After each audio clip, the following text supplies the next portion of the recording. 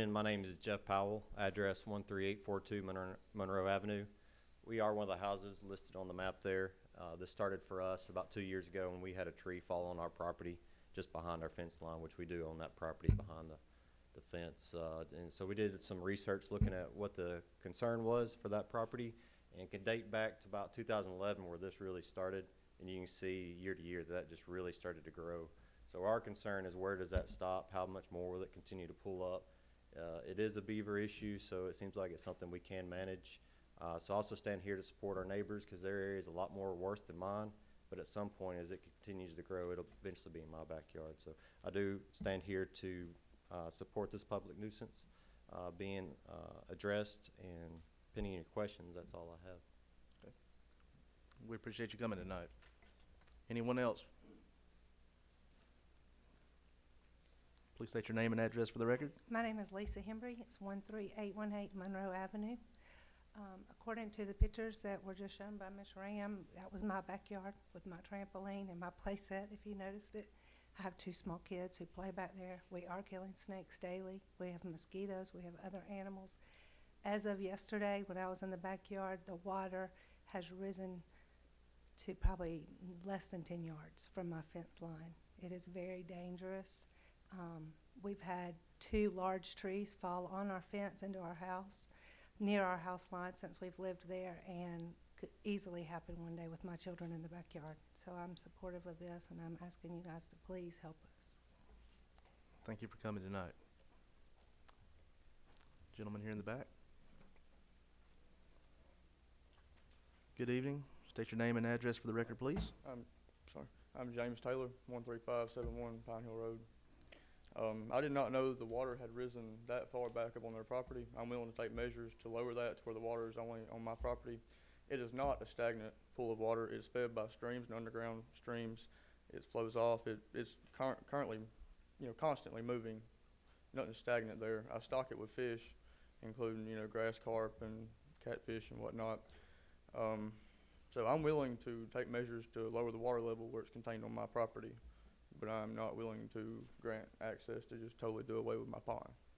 I have a lot of time and money and effort put into it, and I don't mean to be rude, but these people, when they moved here, they saw what they moved next to.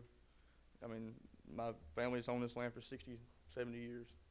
Not much has changed, really. You move next to a wooded area, you have wildlife. Again, I'm sorry for, the water getting so high. I didn't realize that. I'm willing to work on that, but I'm not willing to let my pond go. Okay. Thank you. Thank you. Anyone else want to speak for or against this public Hi. nuisance? Kay Holden, 3010 Natchez Landing Court, Northwood Lake. I usually represent Northwood Lake HOA, and again, I still am. We have a lake there. My concern is, as ADM being called to understand the watershed, if you are going to drain, is it going to be all at once? Is it going to be a slow drain? We are in approval. We understand that. We understand what water can do. We've been around it, but we also need to know the impact of what it's going to be, because this is the first time I've heard of it, so I'm not sure how it will impact us as far as watershed. I know we include ADM when these type of things are done. Agriculture Department of Environmental Management, I'm not sure. I think one of you guys would know that. I didn't look it up real quick. I just know that's who I've called for watershed issues. So that's just our issues with this, is we want to make sure that if it is, the dam is taken down and the water flow is all at once, how's it going to impact all of us that are possibly part of that watershed? Thank you. Thank you. Mr. Davis, do you want to respond to I can respond to any of that. This is not something the city is doing. It's something the city contracts with the federal government and the wildlife division of the agricultural department. We only work with certified people working through them. They're well aware of the fact that water has to go somewhere, and they will take every precaution to make certain that there is no harm to anyone downstream. The problem is this particular dam has gone on for so long, has gotten so large, it is going to take some time to deal with it properly. And that's, like I said, we've tried to handle it through informal measures, but that has been unsuccessful. So we're kind of left to either ignore it and have part of our citizens' property underwater, or take this action and let a court decide if in fact we can go in and follow federal guidelines and have this barrier to this particular stream removed. Okay. But we will be following federal guidelines every step of the way.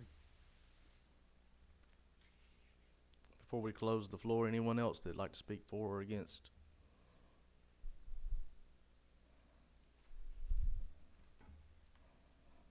I'm Philip Carlo, 13848 Monroe Avenue. I'm one of the houses there. The trees falling, like they have said, every time a tree falls, you're getting more water raising. The water is starting to seep into my yard, and I'm the furthest one away from it, pretty much.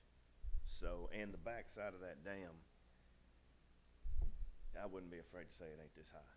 So it's not really draining. I've been back there. The beavers, they've tried to get rid of them.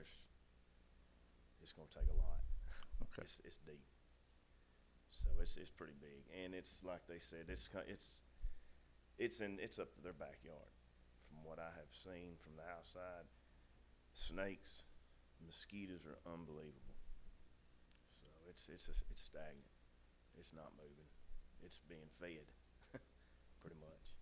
So, Okay. thank you. Mr. Carlos, is that on the shallow end of the? Mine is. My yard is. Oh, okay. Mine's the furthest away from theirs, and it's coming up in there, in the very bottom of my backyard. Okay. Thank you. Thank you for being here tonight. If I could add one more comment, the issue about the safety of the dam and it going all at once.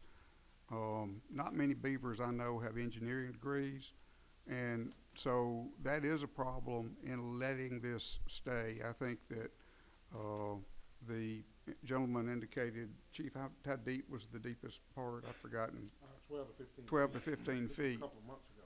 Okay, so it's going to continue to get higher, and if there is a weak spot somewhere and the dam does blow, then you do have potential problems downstream, and that's why the U.S. Department of Agriculture contracts with municipalities all across the country to deal with issues like this, so that all of a sudden you don't have a dam built by beavers give way and cause damage and possibly loss of life down stream, because a lot of water in a hurry can cause a lot of damage. Okay. If there's no one else that's here to speak, we're going to close the floor to the public hearing. This time, I would like to ask for any discussion or comments of council. Yes, Pro Tem Hogg, I have, I've witnessed the nuisance myself. I was at Mr. Carlos's residence back September 1st for the Alabama-Louisville game.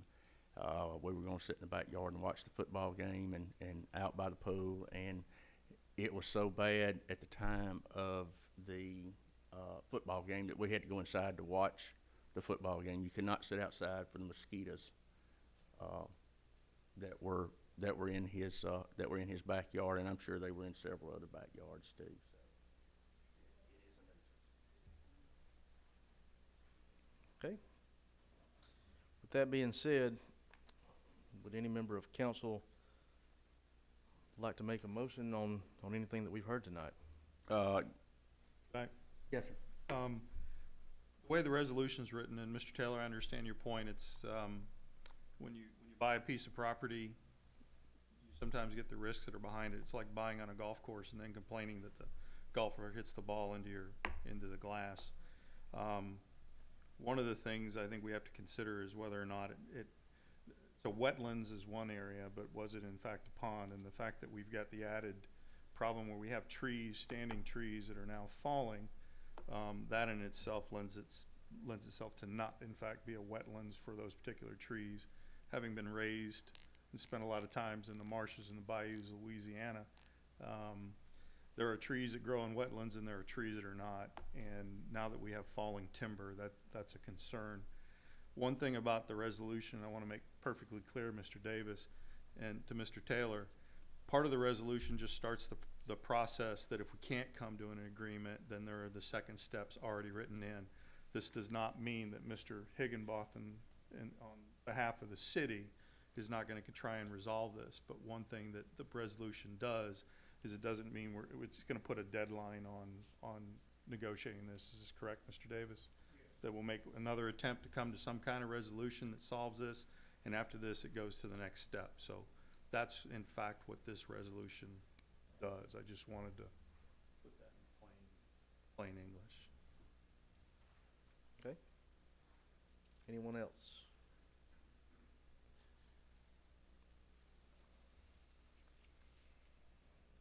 Okay, would anyone like to make a motion?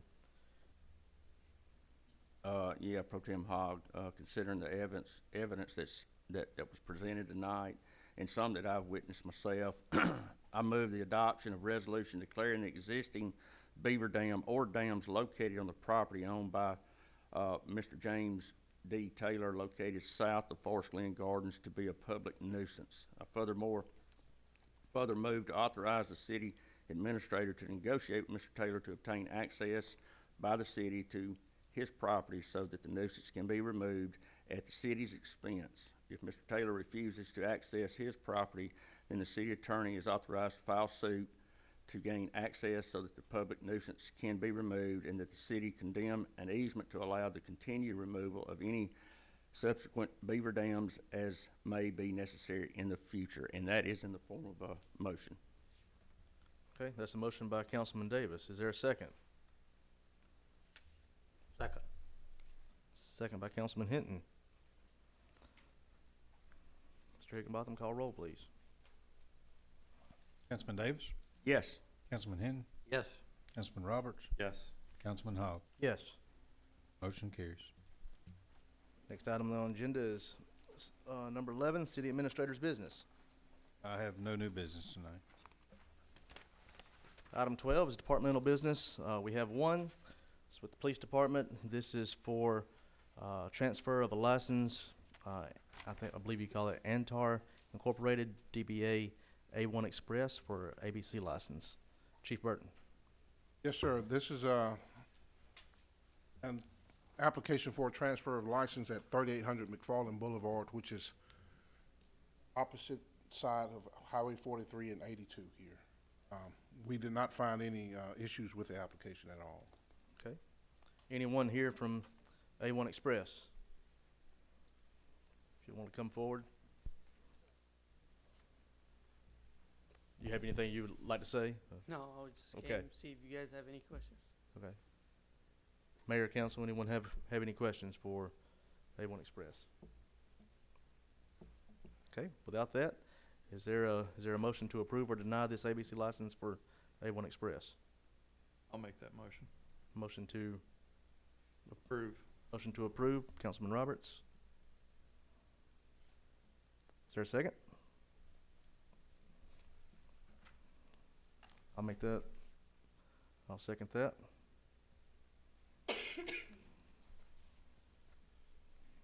Mr. Higginbotham. Councilman Roberts? Yes. Councilman Hogg? Yes. Councilman Hinton? Yes. Councilman Davis? Yes. Motion carries. Thank you, sir. All right, item 13 is public comment. We have one resident signed up, and that is Mr. Stephen Schwab. Mr. Schwab, please step forward and state your name and address for the record, please. Stephen Schwab. I live at 25 25th Street in downtown Northport. I wish to thank the City Council for repairing the potholes outside my residence on 26th Avenue. It was taken care of the morning following my appearance before this council about a month ago. About a week and a half ago, I spoke to Ann Burroughs Allen, whose husband, Ray Allen, is a former member of the Northport City Council. And she called my attention to the fact that there are potholes outside her residence on 28th Avenue between 7th and 8th Street. That's in the vicinity of the Bama Exterminating Company. I would like just to say that residential real estate in Northport is a hot subject. Several houses are being rehabbed currently on 5th Street in my neighborhood. Property values have risen significantly in the past 10 years, sometimes between $75,000 and $100,000. And I'm very grateful that that is happening, and I would like to see that process continued. So I would encourage Public Works and the City Council to give serious attention to identifying and repairing potholes wherever they exist in the Northport area. The second topic I wanted to mention is the subject of parks. And I was in attendance 2 weeks ago when several people spoke about a proposed pocket park. I believe it's in Councilman Hogg's district. Their concerns are serious concerns. I've lived in a number of different urban environments, and we all know that what appears to be a safe area during the daylight hours may not be safe at night. That said, it's also possible, and this is not in reference to any particular park or proposed park, but it's possible to build parks that address different needs. You can have a park that is just designed for small children, where you have various athletic equipment, jungle gyms, and swings, and so on, and there's no need or reason for people to be in such an area after dark. You don't have to have grills, you don't have to have a lot of benches which could be used or attract people who may be considered threatening or undesirable after dark. And that's all I have to say. Thank you. Okay, thank you, Mr. Schwab. We'll move on to item 14, Mayor and Council members' business. I'll start with Honorable Mayor Aaron. Thank you, Councilman Hogg. I have one thing in particular I want to bring to everyone's attention. I don't know how many people take the Tuscaloosa News anymore. I'm not so sure there's a whole lot. But in there, they have been running for several weeks about welcome to the 2019 Tuscaloosa News 40 under 40 nominations. These are young professionals who are vital assets for the program, and they're important to the community that they serve. And the Tuscaloosa News is recognizing the region's young 40s under 40. And one of the 40 that have been selected to represent Northport and to be presented in this honorary special section on March the 31st is our own Max Snyder. And we're so proud of him because he certainly has done a lot for the city. And we appreciate all that he does. He goes over and beyond many times what he has to serve us.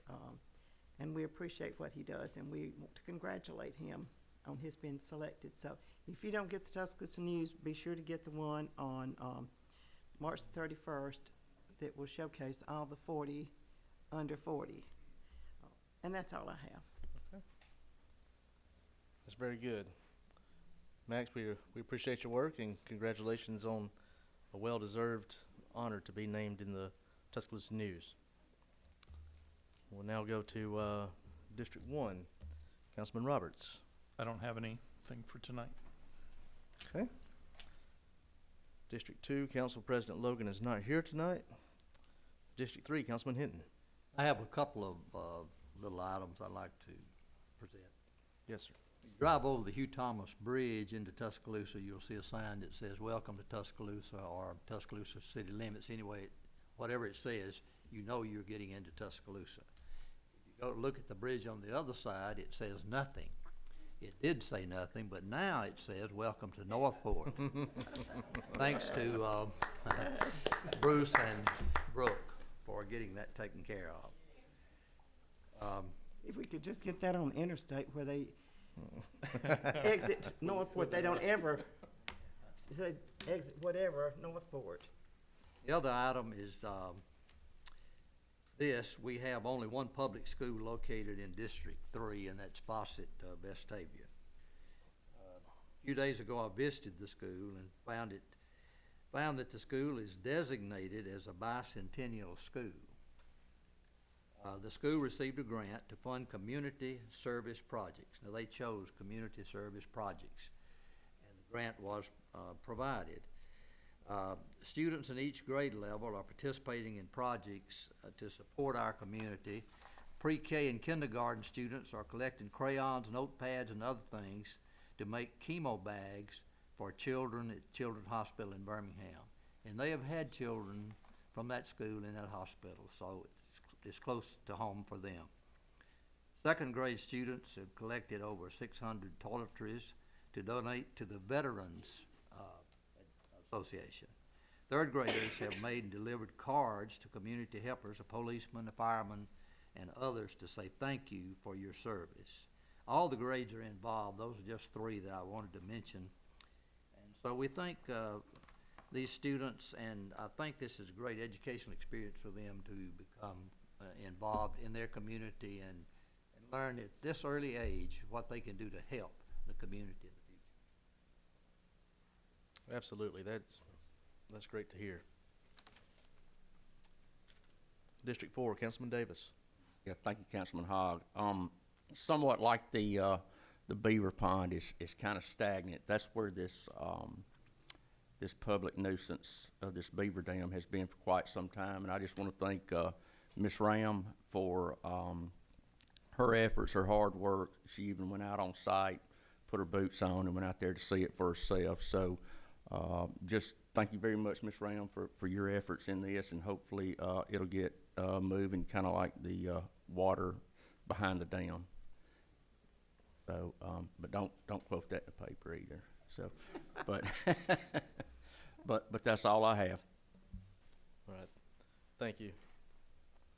For District 5, I already said earlier about how we were very excited to see that our police department had been recognized for their efforts in making Northport one of the safest cities in Alabama. So once again, we do appreciate the work that the guys and women do protecting our city.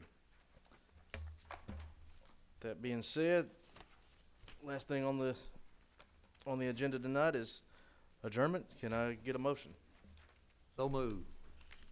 All right. Is there a second? Second. All right, Councilman Davis. All in favor, say yes. Yes. Yes. All opposed, no. We are adjourned.